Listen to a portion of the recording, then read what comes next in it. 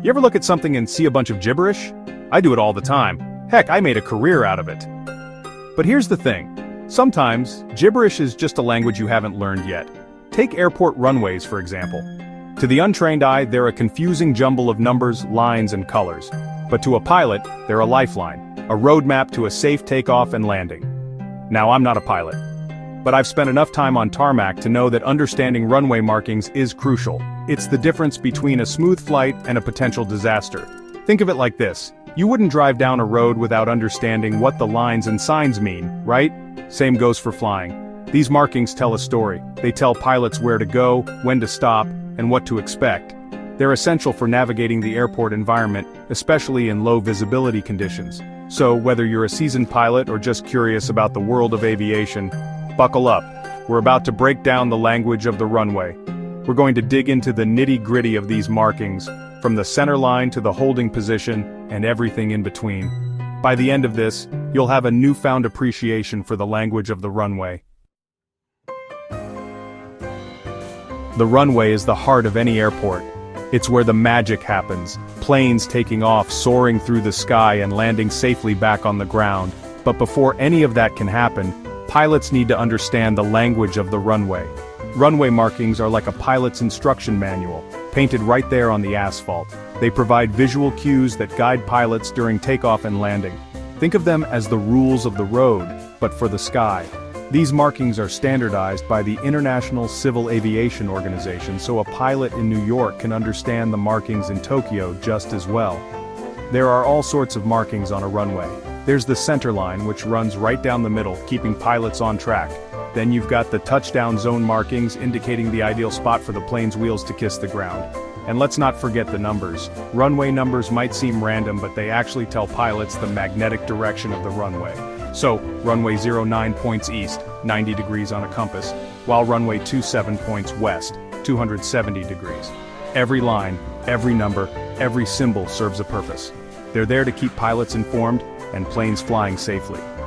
Understanding these markings is not just about following rules, it's about speaking the language of aviation. So, you've landed your bird. Congratulations, but the journey's not over yet. You've still got to navigate the maze of taxiways to get to the gate. Think of taxiways as the airport's network of roads guiding aircraft between the runway and the terminal. They're clearly marked to prevent any fender benders, or should I say, wingdings.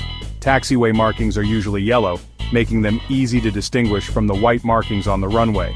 The center line, like its counterpart on the runway, keeps pilots on the straight and narrow. Then there are the edge markings, defining the boundaries of the taxiway, kind of like the curb on a road. And hold on tight, because we're throwing in some signs too. Taxiway direction signs tell pilots where they are and where they need to go. They're like the street signs of the airport, only much more critical, I'd say.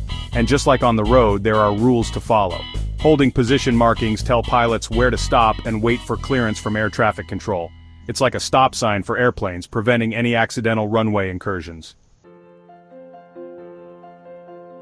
Section 4, Apron Markings, where aircraft rest. The apron is the aircraft's final destination, at least until it's time to take to the skies again. It's where planes park, passengers disembark, and ground crews get to work. Think of it as the airport's parking lot, but with much larger vehicles and a whole lot more going on. Apron markings might seem less critical than those on the runway or taxiway, but they play a vital role in organizing the controlled chaos of a busy airport. They ensure that aircraft park in designated areas, preventing collisions and ensuring the smooth flow of ground traffic. These markings include designated parking spots for aircraft, marked with lines and sometimes aircraft registration numbers. You'll also find markings indicating restricted areas, fire lanes, and even pedestrian walkways. Safety first, folks! Section 5. Colors that speak volumes. We've talked about lines and numbers, but let's not forget about the importance of color. On the runway and taxiway, color is more than just decoration. It's a language in itself. White is the most common color on runways, used for most markings, including the center line, touchdown zone markings, and runway numbers. It's like the default setting, clear and easy to see against the asphalt. Yellow, as we've learned, is the go-to color for taxiways. It's like a bright sunny "Welcome to the taxiway" sign, guiding pilots along their way. Red is where things get serious. It's used for markings that indicate areas where aircraft are prohibited, like closed runways or taxiways. Consider it a big bold stop sign alerting pilots to potential danger. And then there's green. Green is good. It's used for markings that guide pilots to the runway or taxiway, kind of like a reassuring "this way to the runway" sign. Think of it as the airport's way of saying, "You're on the right track." Section 6. Runway end markings, aiming for safety.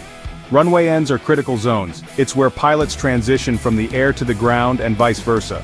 To help with this delicate maneuver, there are specific markings that provide visual cues and safety information. The threshold markings, for example, indicate the beginning and end of the runway's usable portion for landing or takeoff.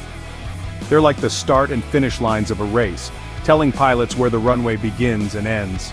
Then there are the aiming point markings, which help pilots with their approach angle and ensure they touch down in the correct spot. And let's not forget the displaced threshold. This marking indicates a portion of the runway that is not available for landing but can be used for takeoff. It's like a runway extension, providing extra space for takeoff without compromising safety during landing. Section 7. The importance of accuracy, avoiding runway incursions. Runway incursions are a serious safety concern in aviation. They occur when an aircraft, vehicle, or person is on the runway when they shouldn't be. It's like a game of chicken but with much higher stakes. Runway incursions can lead to collisions, delays, and even fatalities.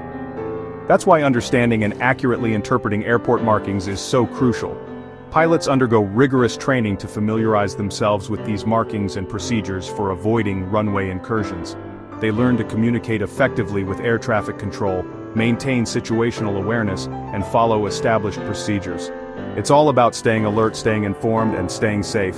Remember, the airport is a dynamic environment with a lot going on. Pilots, ground crews, and vehicles all share the same space, and it's up to everyone to follow the rules and work together to ensure safe operations. So the next time you're at an airport, take a moment to appreciate the language of the runway. It's a language that speaks of safety, efficiency, and the incredible world of aviation.